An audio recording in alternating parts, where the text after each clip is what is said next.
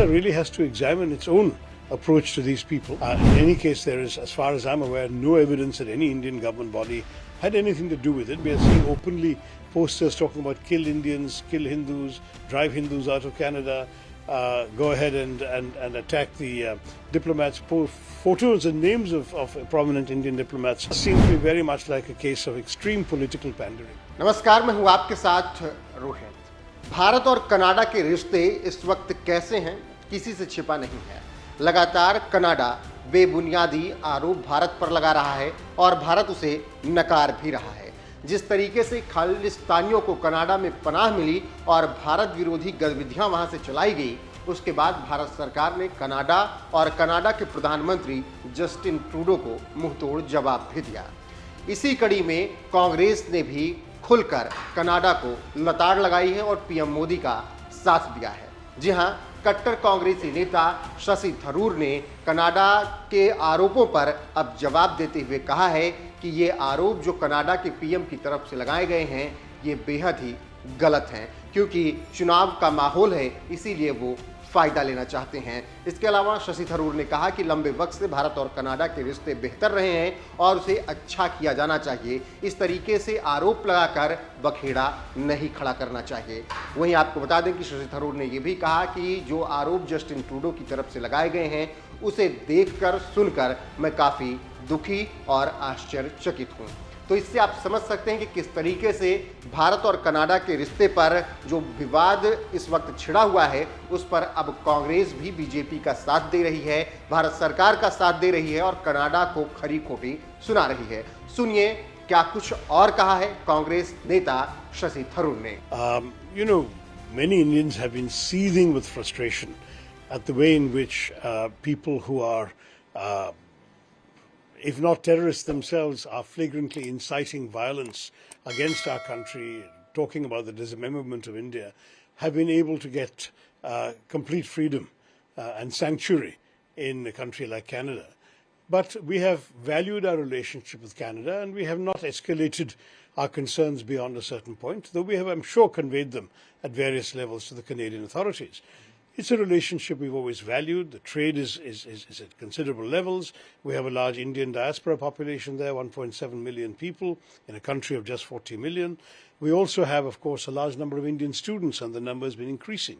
So there have been a lot of things we value in the relationship.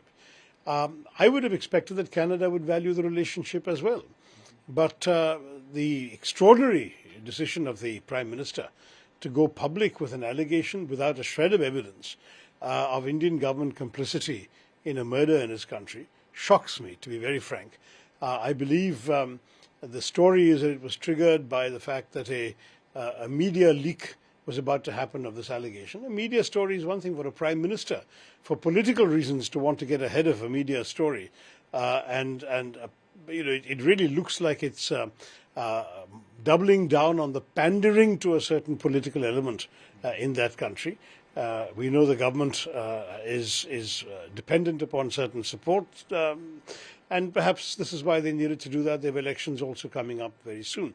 So for all of these reasons, Canadian politics has led to a situation where a very valued relationship between two countries has been thrown into jeopardy.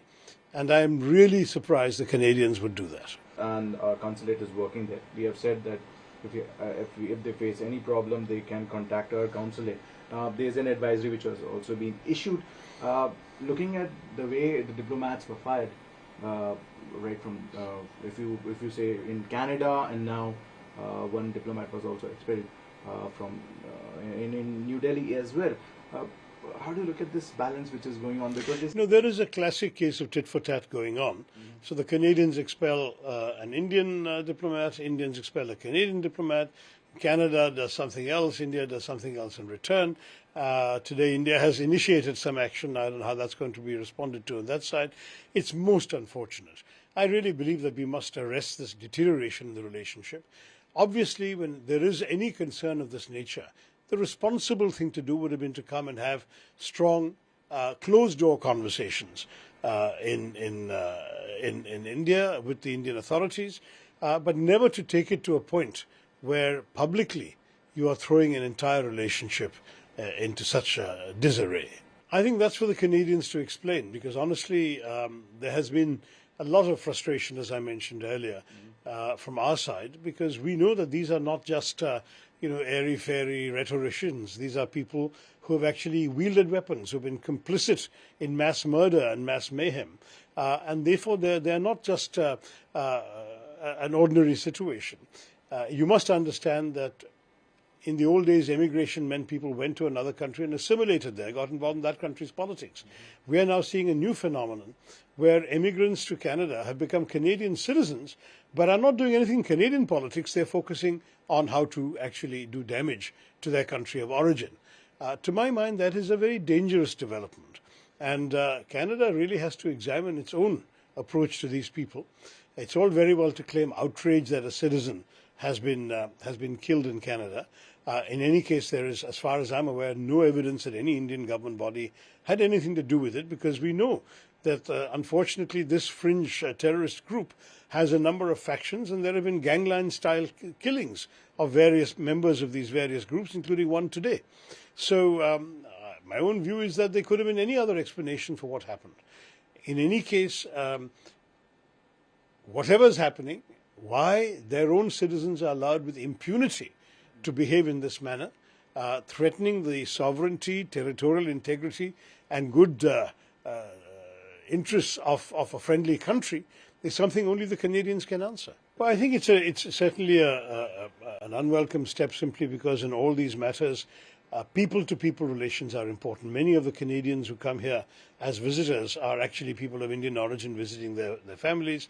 Don't forget that 99% of the Indians in Canada and the Sikhs in Canada are completely normal, innocent people with no interest in this kind of violence or fomenting of violence. So they will also be hurt by this, as well as regular Canadian tourists who would be a valuable source of revenue for our hotels and so on. So I think it's unfortunate that it's come to this matter, but I can understand the concern that the Indian government feels that if in the process of processing visas, you're vulnerable to attack by these irresponsible elements whom Canada is not able to protect you against, then it becomes a problem. I think if Canada had taken a robust approach, saying that they will look after the security of diplomats stationed in their country, it would have been a different story. But unfortunately, we are seeing openly posters talking about kill Indians, kill Hindus, drive Hindus out of Canada, go ahead and attack the diplomats. Photos and names of prominent Indian diplomats have been shown at rallies. There was a rally in which the assassination of Indira Gandhi was depicted in gory detail as if it's something to be celebrated. And all of this has been functioning in Canada in the name of free speech. I find that very strange and very difficult to understand.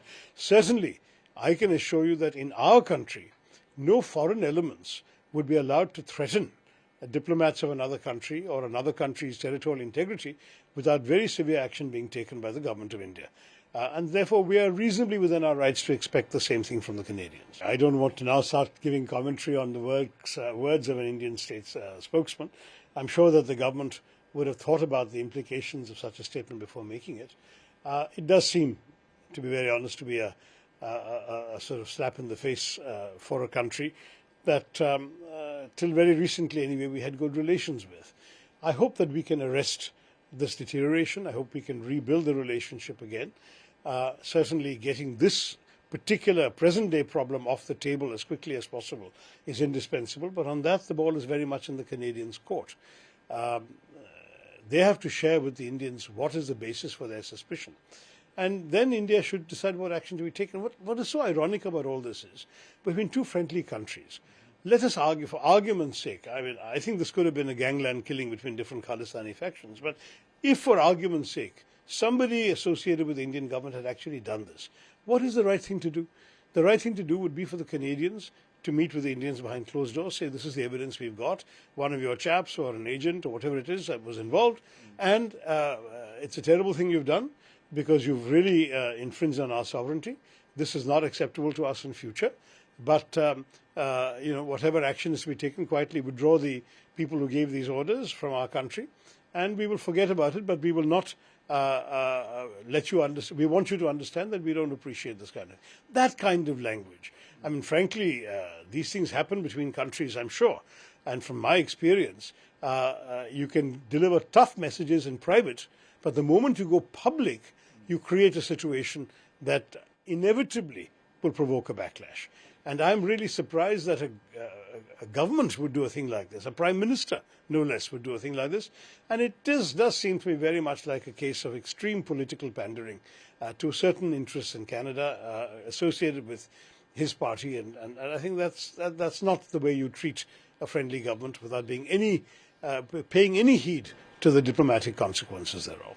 Look, we have been advocating a women's reservation bill. We passed one, as you know, in 2010 in the Rajya Sabha. It would have been the easiest thing in the world for the government to just retrieve that text and pass it again. But what they've chosen to do is to amend the text in such a way as to introduce two new conditions. One is a census, and as you know, the 2021 census didn't take place, and they have still not announced a new date for the census. Then secondly, a delimitation, which will only follow from a census. Now, with two major sort of milestones that have to be crossed before the bill is implemented, and neither milestone has a date attached, it looks to me very much like another one of these celebrated BJP jumlas, where you promise something you have no intention of delivering. And that seems to me what has happened in this bill. So it was striking that even parties that had objected in the past to this bill voted along with it now, and with the sole exception of one party of two MPs, we have had an enormous unanimity amongst the Lok Sabha members yesterday, and I'm sure we'll see something similar in the Rajya Sabha today. But when will it actually come into effect? Only the BJP government can answer.